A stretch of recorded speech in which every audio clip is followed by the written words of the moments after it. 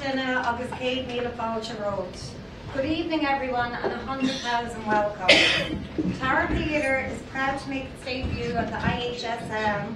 Although we have been established since 2008, it is our first time to perform a play at our Irish Club. Thanks in part to John O'Connell, who was instrumental in removing the beam. Hey, John.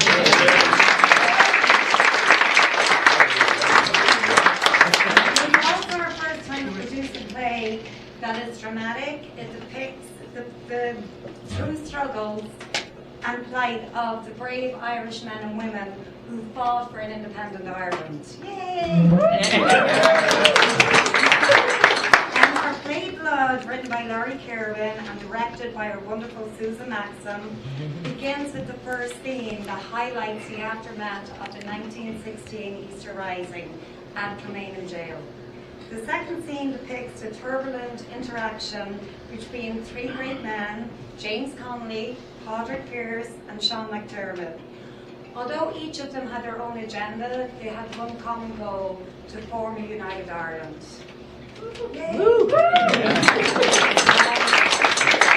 Special thanks to Laurie Kirwan for writing such a powerful play that portrays the heroic endeavours of these brave men. And Laurie is here tonight.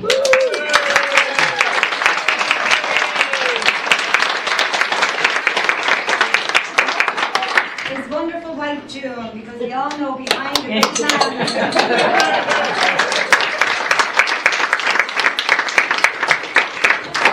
We will be using a prop gun, and I just want you to know that although it looks realistic, it's not functional, so I just want you all to be aware. And now, please refrain from using your cell phones. We are using one bathroom in the bar area, which is unisex. Sit back and enjoy this wonderful play. And thank you so much for supporting our theatre. Thank you. Our Father, who art in heaven, hallowed be thy name. Thy kingdom come, thy will be done, on earth as it is in heaven.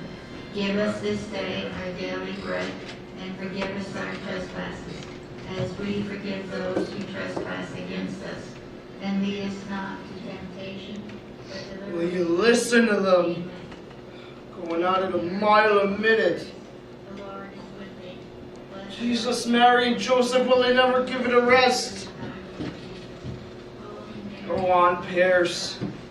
Good man, McDermott, pray on, you two bastards. At least they haven't shot you yet.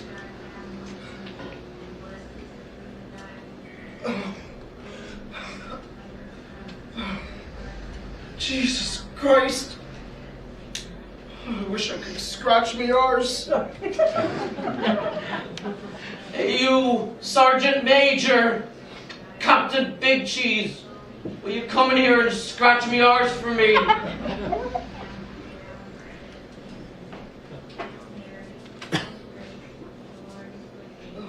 Jesus, that old praying is depressing.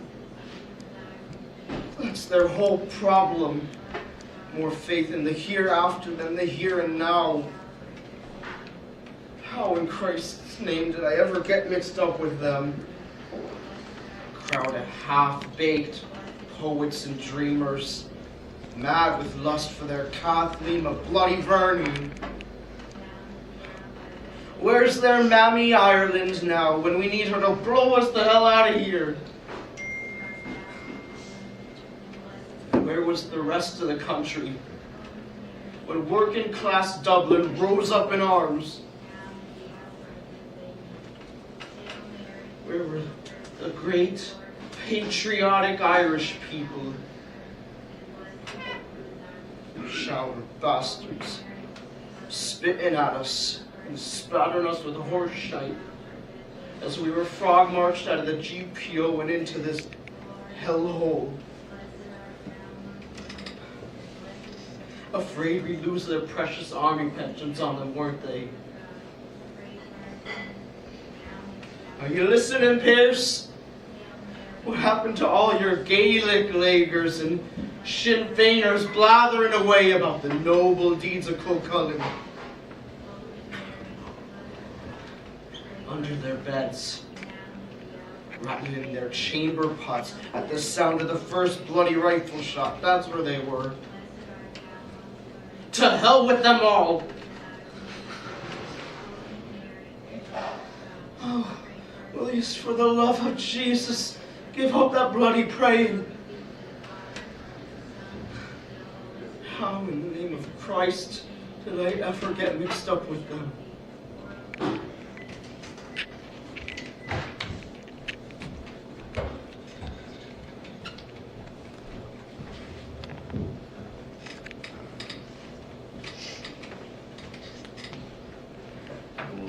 Fountains that have run wild. What is it but a nightfall? No, no, not night, but death. Was it needless death? It's no use. He won't break. They've tried all manner of interrogation on him. Just give me 1 hour with him and I'll break the bastard. We can't keep him here forever. Better here than I'll running his mouth off on the streets. His own people will be looking for him. Yeah, his girlfriend Markovitz will be howling to the heavens. Damn her and the rest of them crowded bloody communists. Call them what you will. They might alert the authorities. All I need is 1 hour on my own with him. No. Is there some problem? Not in the state you're in, Sean. What state? What bloody state? Well, if you won't give them to me, maybe I'll just take him. We had an agreement. The Irish Republican Brotherhood makes the decisions round here. And I am a member of the Supreme Council. Oh, recent. Recent or not, I have its utmost confidence. Oh, is that a fact? Are you suggesting otherwise?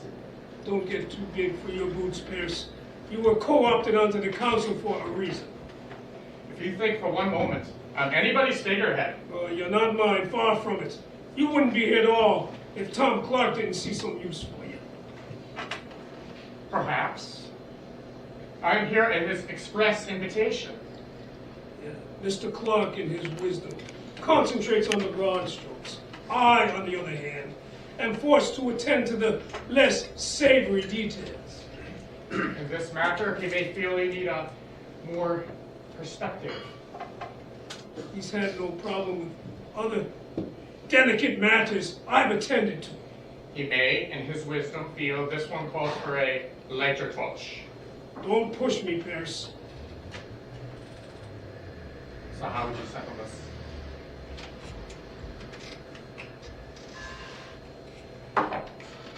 For God's sake, we can't go killing our own. That'd make us no better than the English. That's why they have an empire, and we're a half step up from slavery. What's happened to you, Sean? Nothing's happened to me, except I won't let this loudmouth anarchist destroy our plans. He might be useful. You don't know him like I do. Perhaps, if we were to give him an inkling of what's afoot. Are you mad? If he knew our plans, he'd stick Easter eggs on Liberty Hall and invite the English to name the date of the rising. There's only one way to deal with this fella. Put the fear of God in him. I have it on good account. He doesn't believe in God. Well, then maybe it's time he saw the light. Squeal a Makabastone!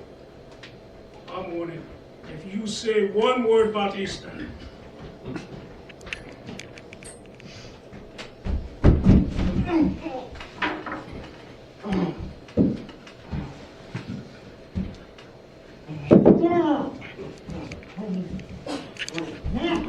by God, he's a lot easier to take when you can't hear him. This is not Christian. On the contrary, every Messiah needs his night in Gethsemane. Ain't I right, Jesus? Levity about our Savior is obnoxious at the best of times. At this present moment, it's outrageous. If you'd feel more comfortable back teaching catechism to your schoolboys, there's the door. Lock it on your way out. There are certain standards. Yeah, for novices.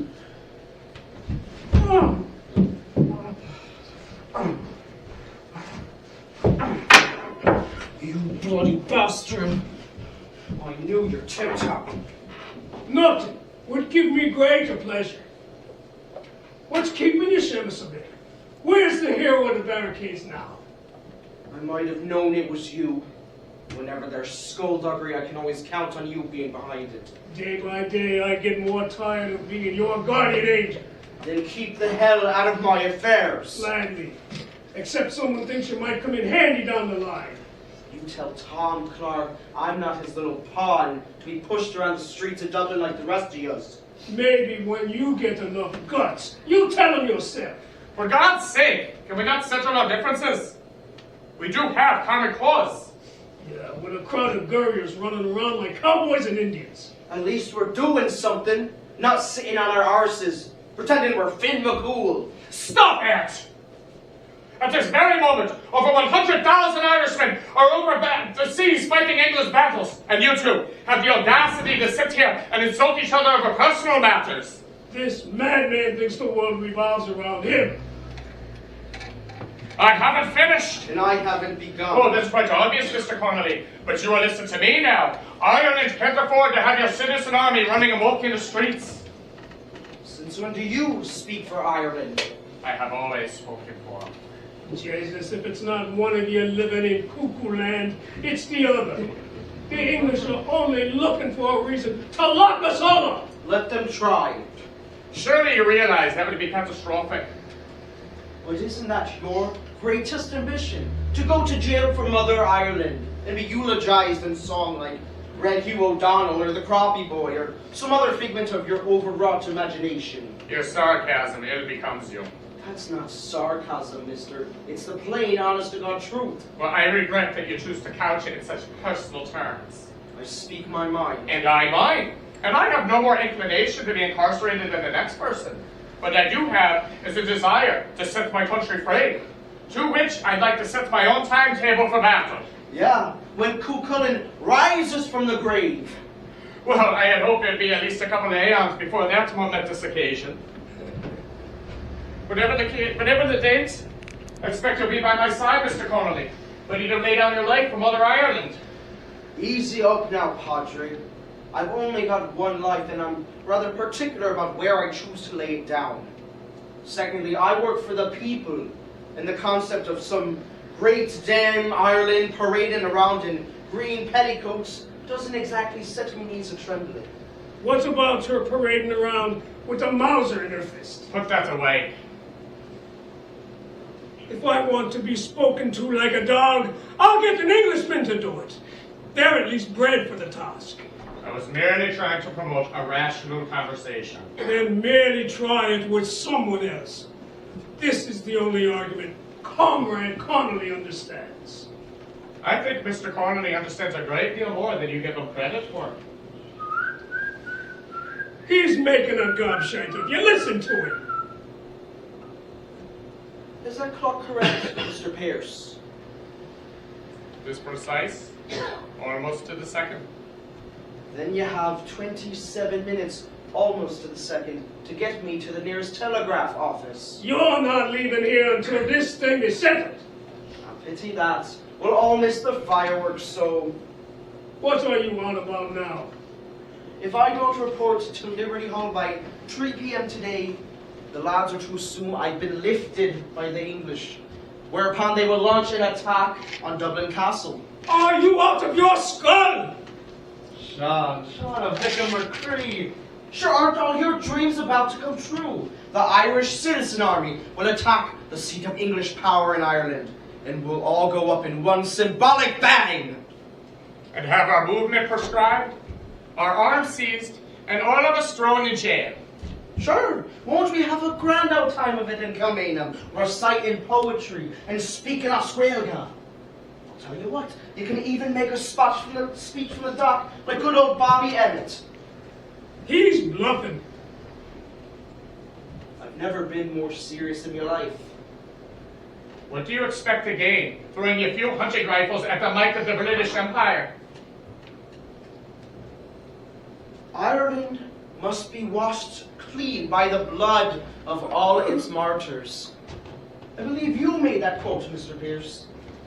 Gentlemen, you have 24 minutes to decide. Seamus. Padre Augustin. Ah, sure now, don't I be known when I hear that old Welga? The big, sincere speech isn't far behind. It's your real name, not some English bastardization. Spoken like a true son of Aaron. Yet neither James nor Seamus will put porridge on my table in the morning.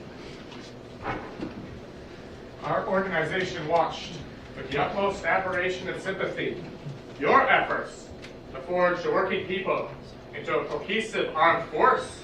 A crowd of tinkers have put up a better show. Your sympathy is duly noted, Mr. Pierce. However, I believe Antuso MacDermada reflects a broader opinion of your organization. Antuso Macadamada and I may differ on many matters. One thing we do agree upon is the disaster of a premature insurrection. Premature, me Aunt Fanny. England's been vulnerable for over a year, and you Irish volunteers have sat on your fat arses. Now, I may not be blessed with your schoolmaster skills, Mr. Pierce, but as soon as they whip the Kaiser, the English will turn their attention over here and throw every rebel and radical behind bars. There are plans of which you know nothing. Pierce! I don't give a damn about your plans. You have the weapons and the manpower. The only thing you lack is the backbone. If you would put your army under the control of the central executive. The workers of Dublin know what to expect from your bourgeois central executive. Bourgeois, my I haven't the shilling to me name. It's your aspirations we're concerned with, McDermott, not your bank balance. There are those amongst us who have the utmost sympathy for the plights of the working classes. And where were those amongst us 2 years ago, when Boss Murray threw us out on the streets and murdered us as we marched in peaceful protest? We spoke out. Like hell you did. When the smoke cleared, you might have mouthed a few platitudes, but you weren't there when we needed you. We learned, Jim. We might have been the quickest about it, but we learned. We're still willing to learn. Too bloody late. The workers know who stood by them in their time of trial, and they know what they have to do now. With their 200 pea shooters. With their will to be free! You're mad. Yeah, gloriously, uproariously mad as a bloody hatter. You haven't a chance. Not a prayer, but we'll strike the fear of God into the whole rotten system and send it tumbling down around your ears. And when the dust settles, we'll be the first out there rebuilding a decent society for our children to grow up in. Yeah, you and bloody Santa Claus. Now, do you have any more words of wisdom for us? Yes, why Jesus? You have 20 minutes left to make up your minds. Did it ever occur to you that you might have 19 minutes and 59 seconds left to say an act of contrition? That's the difference between you and me, McDermott. I don't need some mumbo-jumbo muttered over me miserable life. Oh, great atheist in the light today. But you'll change your tune round midnight. I doubt it. To quote Mr. Pierce again, the coward dies 1,000,000 times. The free man dies but once. There's no talking to the bastard.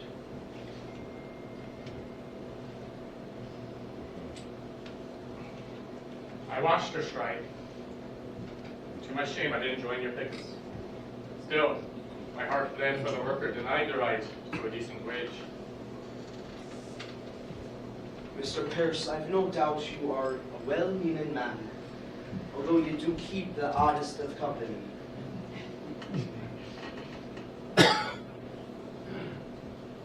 We learned a bitter lesson during the lockout. When it comes to fighting the bosses, you can expect no help from well-meaning dilettantes. What are you looking at me for? I can't even spell dilettante. And I've never employed a person in my life. None of your other poets or dreamers surprised me.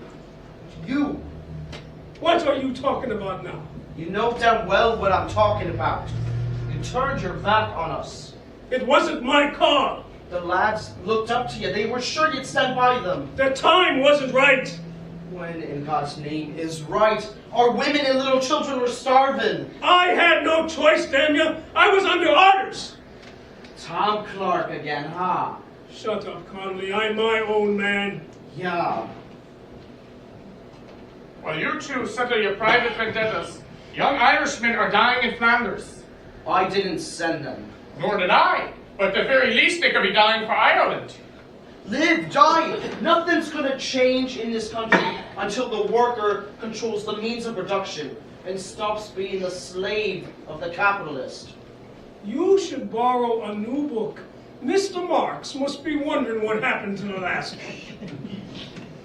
All I know is that tonight you two will go home to your fine houses and big dinners while my people starve in the worst slums in Europe.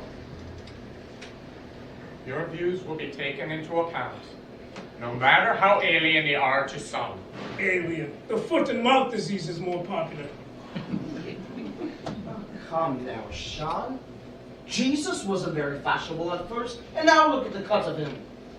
If you've a mind to increase in the size of your pathetic little army, I wouldn't use that analogy outside the Dublin slums. What the hell do you know about the Dublin slums, other than to hold your sanctimonious snot nose every time you pass by? I've lived a tough a life as you, Connolly, so I don't need to hear your standard proletariat humbug. Besides, I know what the Irish people want, and it's not godless Marxism. With freedom will come change, Sean. We have to respect all opinions. This boyo wants to take the land from the people and give it over to some communist thing. Do you call that freedom? God will look out for us. Yeah, he's done one hell of a job of it this past 700 years. We've had our crosses to bear. He's never deserted us. Never deserted you, Pips. Forgive me, Sean. He has his reasons for everything. Yeah. Well, I'll take care not to bother him with any of my trifling personal concerns.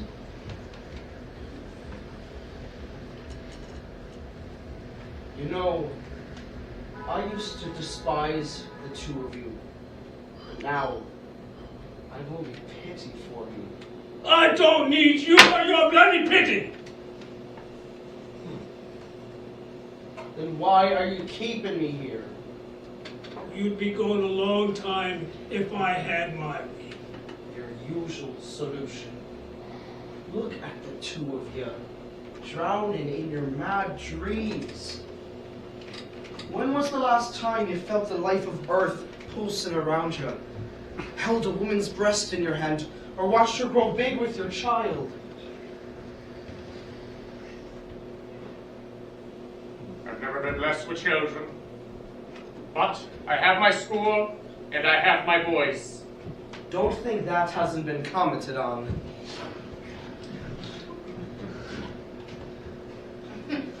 Are you suggesting something, Mr. Connolly?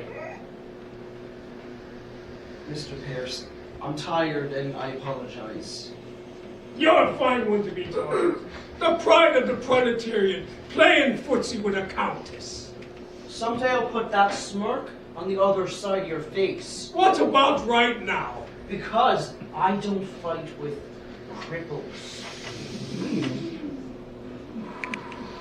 Our enemies would gladly tear us apart. Do we really have to stoop to their level? I don't give a fiddler's if you both lie down with sheep. All I'm concerned is that you help set this country free of foreign oppression. And our only concern is that you act under one unified chain of command. I see more acting going on at the Abbey Theatre. Gentlemen, you have 14 minutes left. I hope you use them well.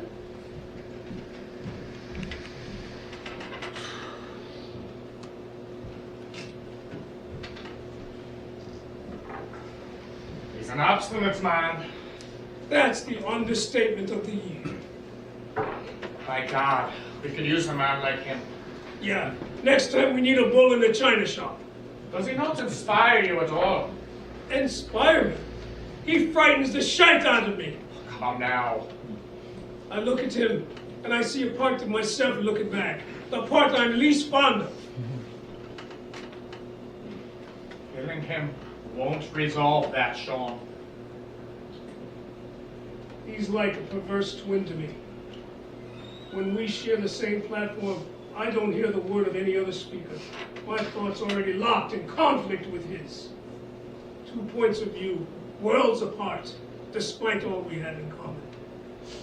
We were always equals, watching, waiting, probing for the hidden weakness, always headed toward this very moment.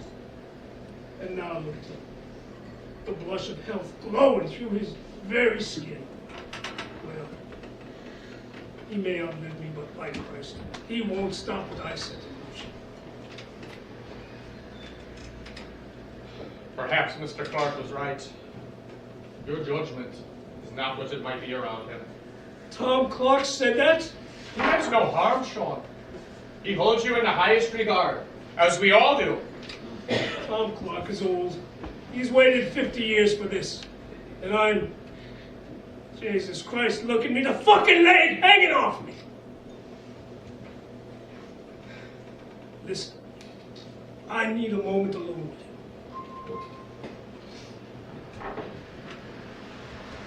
For what end? I'd just like to see if he's read any good books lately. This is hardly the time for a discussion of literature. Harris, is this all an old act?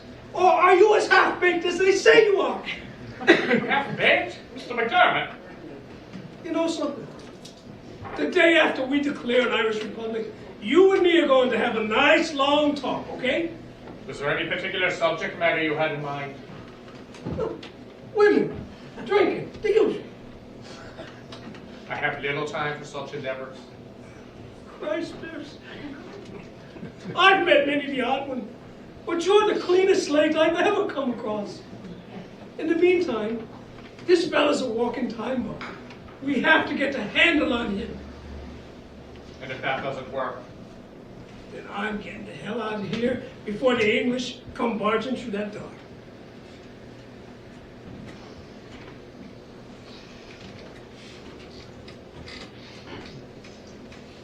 if you'll excuse me, Mr. Connolly, I have a pressing matter to attend to. They say the kidneys are the first to weaken in times of stress. Yes, quite.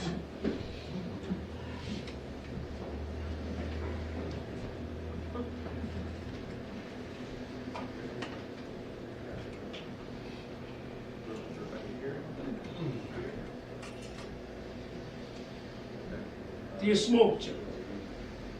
No. I chucked it in.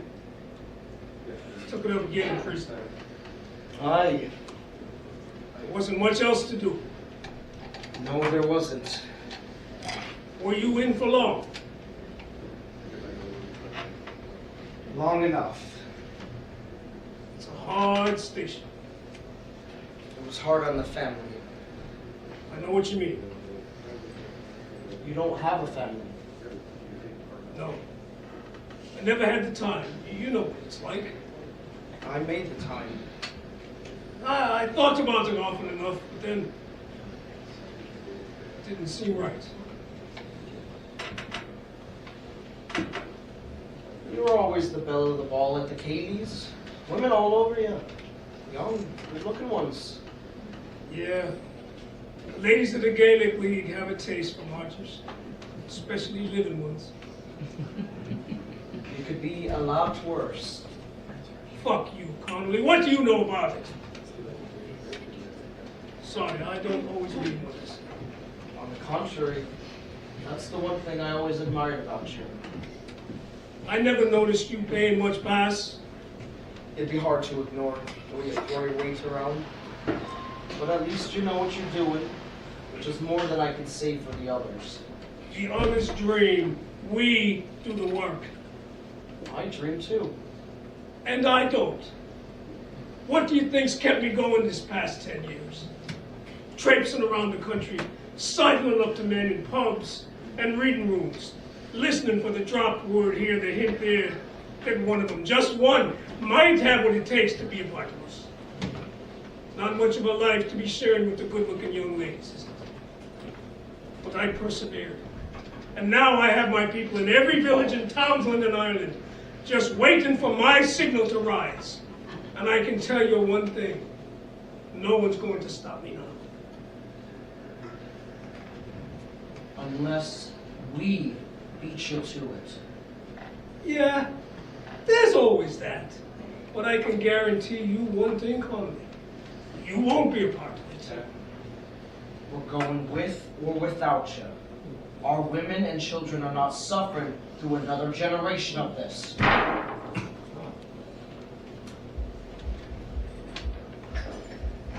How much do you know about our organization? You have 12,000 men and a couple thousand rifles. I'm talking about the Irish Republican Brotherhood, not them Lennox volunteers. I can agree with the Catholic Church on one matter only. The danger of Irish secret societies. Oh, I'm sure Holy Mother Church is just thrilled with your communist approval. At least she knows where she stands with us. The Catholic Church doesn't give a goddamn about any of us as long as she has the English to do her dirty work for her. But one day when they're gone, it'll be a horse of a different color. Listen to me. If I were to tell you we control the volunteers, what would you say? I'd say, prove it. We have a majority on the Executive Council.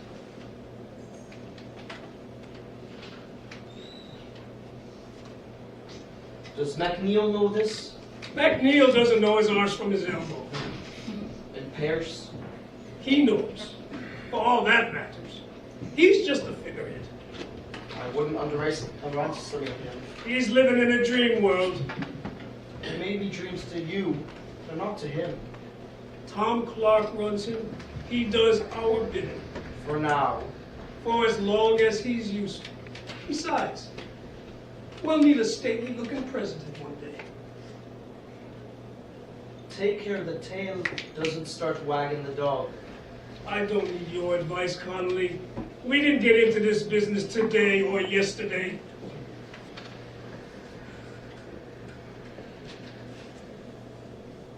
So you're the power. You and Old Man Clark. I should have thought that was obvious. The gunmen. The practical men, just like yourself. Only difference, I don't shoot men in the back of the head down dark lanes. No, you crack their skulls open and call them scabs from the safety of your Union lines. Don't get sanctimonious with me, Connolly. Neither of us is quite the innocent. Listen, if I were to ask you to trust me. Trust you? Do you think I came down in the last shower? Don't you laugh at me. Don't you ever fucking laugh at me. There are things afoot about which you have no knowledge. Names, dates, places? I'm tired of your pipe dreams. I can't talk right now. And I can't hold back my men. Our children live in tenements not fit for the rats that bite them. And you ask me to trust you. What in Christ's name have you done to deserve my trust? Save the sermons for your illiterate Union members. We can do sweet damn all about your tenements until we get the English off our backs. Then what? Paint our post boxes green and beseech the Virgin Mary to douse us all in holy water. Then hand the whole kit and caboodle over to the bishops so they can belt us over the head with their croziers anytime we step out of line. Oh, it won't be like that, I promise you. Look at the state of your McDermott. What makes you think you'll be around to guarantee anything? Names, dates, places. Otherwise, no deal. I should have put a bullet. Your type and mine will always be at odds in Ireland.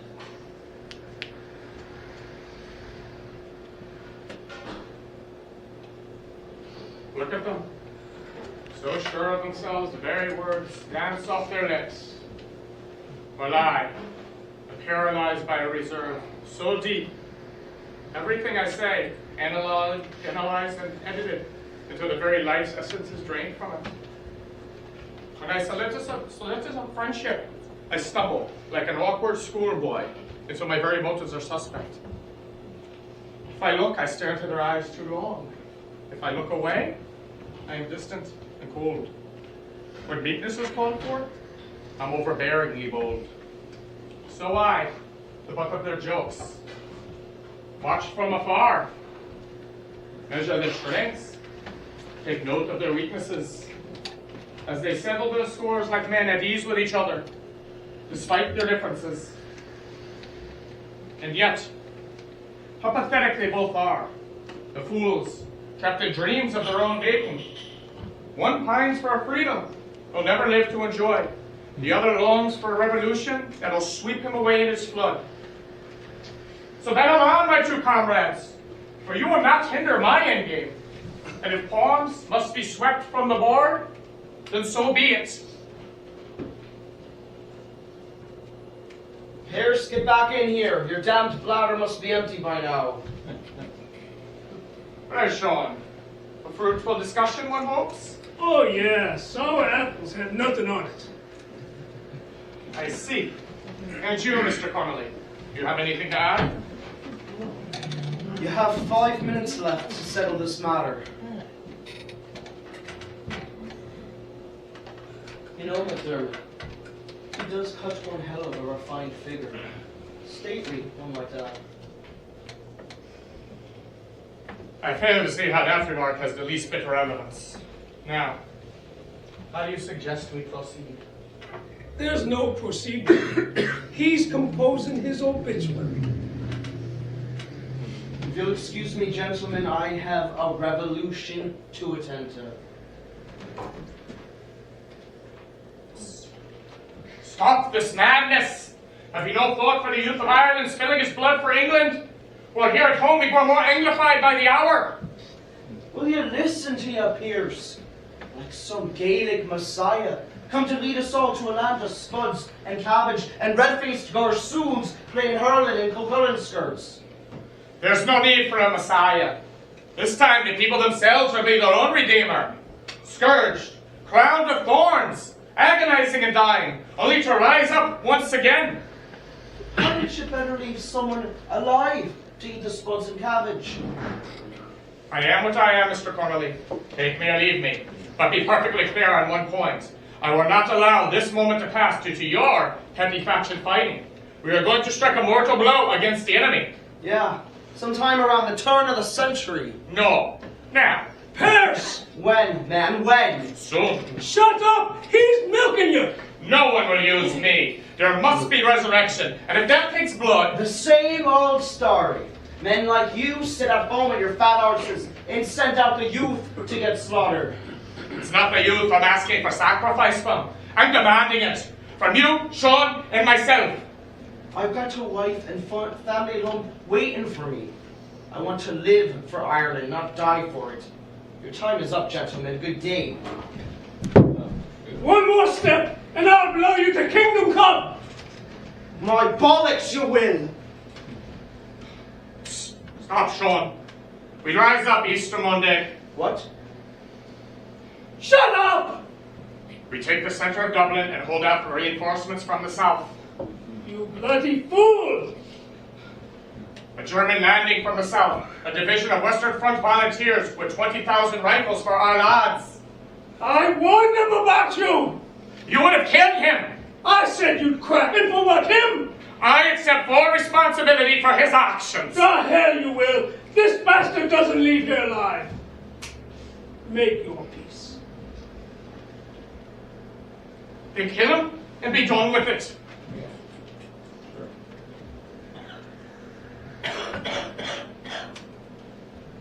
For 300 years, every rising betrayed by our own. This was to be the exception. Only a handful of trusted people and you! Give me 5,000 rifles and I'll bring out the whole of working class Dublin. I'll give you a rifle between the fucking eyes if a word of this leaks out. I can get our railway unions to move the arms up from the country. I knew it. Listen, Sean, he already has good ideas. You look here. Let me help you. I don't need your help. The Germans should launch a pincer movement around Dublin. Poor Sean. Poor fucking Sean. Once it was Sean McNamara, fearless leader of the Irish Republican Brotherhood. For God's sake, sit down. Let me get you some water. Now it's Sean the fucking cripple.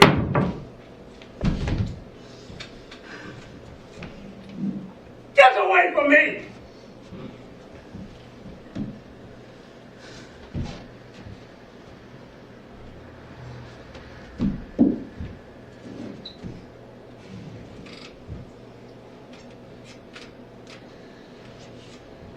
Well, now that we've done with the histrionics, perhaps we can get down to business. I'll be watching you every second. You've been doing that for years, comrade. One false move. Just one. Save your threats for the English. You've less than 3 months to organize. By summer, would have thrown the enemy into the sea, and God would have granted us a republic. I'll put my faith in the Germans. The Almighty hasn't been too helpful of late. Right, McDermott? Come now, Sean. What will be your first job as Minister of Justice in our glorious New Ireland? Throw you the fuck in jail. Just about what I thought. Still, it'll be lonely in there without you. Ah, well, the best of friends must part. We will all have an equal say in the shaping of our new republic. I'll hold you to that, Pierce. Because this time, we're settling for nothing less than a people's republic, with equal rights for men and women, and a whole rake of demands for the working class. With God in our helm, success is assured. Marks in the kilt, with a dozen angels piping the International. I can't vouch for the angels, but we're not going to stop until we kick the arse of every last slave master in Europe. The Irish people will flock to our banner. We'll be the saviors of our race. I wouldn't count on it. I see nothing ahead but blood and sacrifice. Good old Sean, cheerful to the end. Well, it's been a most invigorating afternoon, but I must bid you good day. There's organizing to be done.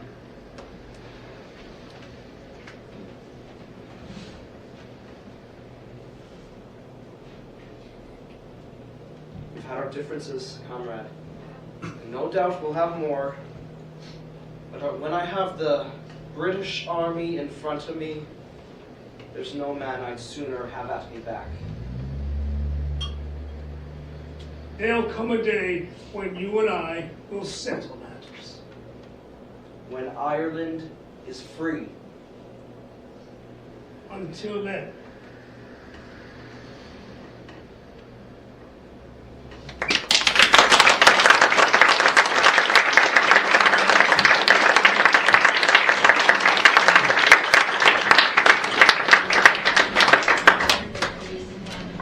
Give us this day our daily bread, and forgive us our trespasses, as we forgive those who trespass against us.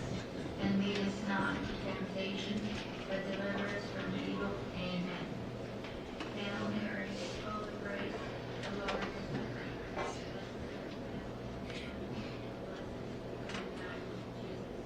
Holy Mary, Mother of God, pray for us sinners, now and at the hour of our death. Amen. Hail Mary, full of grace, the Lord is with thee. Blessed Hail art Mary, thou full among of grace, women, the Lord is with thee. Blessed is the fruit of thy womb, Jesus.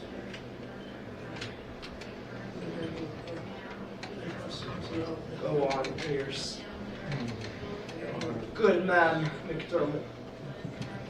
We showed them, didn't we? 6 days of rebellion and not a German to help. Come on, Pat. It's time.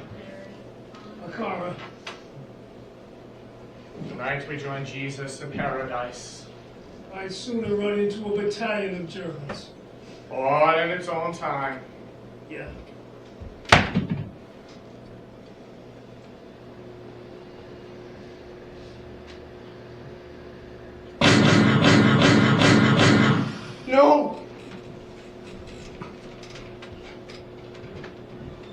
Can't you at least let me stand up?